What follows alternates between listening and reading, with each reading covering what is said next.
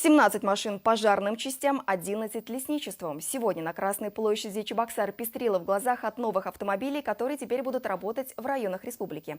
Шеренгой из КАМАЗов, Уралов и НИФ любовалась Ирина Ромадова. Трехколенная 12, штурмовая 4 и лестница-палка 4. Понятно. 3 лестницы. Работали раньше на кое шасси? У нас аналогично есть Урал, но он 78-го года. Новыми машинами пополнился парк Чувашской противопожарной службы. Торжественное событие состоялось на Красной площади Чебоксар. 11 частей, находящихся в районах республики, получили ключи от Уралов и КАМАЗов из рук главы региона. По словам ветеранов службы, такое крупное пополнение техники на их памяти впервые. Это большой праздник для пожарной охраны и всех жителей республики. Те машины, которые прибыли, они по своим тактическим характеристикам намного превосходят, которые стоят в расчетах. И можно ведь представить, что одна машина заменит 3 машины по вывозимой воде. А это самое главное для тушения пожаров. Мы проведем замену устаревшего автопарка.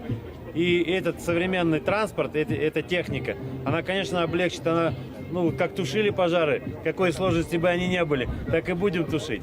89 миллионов на эти 17 машин, на 16 машин было выделено. Но за счет эффективного проведения конкурса мы сэкономили 12 миллионов. На эти 12 миллионов дополнительно приобрели вот этот КАМАЗ АЦЛ, то есть автоцистерна 6 кубов, плюс лестница длина 25 метров, а если по наклонной 18, это на 5-й этаж. Поэтому здесь вот именно бюджет республики нынче только на приобретение этой техники.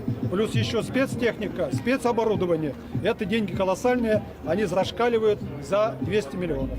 Новыми машинами обзавелась и лесная охрана. 11 внедорожников будут патрулировать леса в районах республики. Это и пожарный надзор, и контроль за соблюдением порядка и лесного законодательства. Правительство Чувашской республики выделило более 7 миллионов рублей для приобретения 11 автомобилей «Шевроле Нива» повышенной проходимости.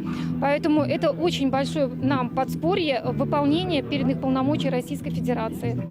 Все автомобили имеют связь с диспетчерами, оснащены системой ГЛОНАСС и первичными средствами пожаротушения. Ирина Ромадова, Вадим Владимиров, Владимир Синдеев. Вести Чебоксары.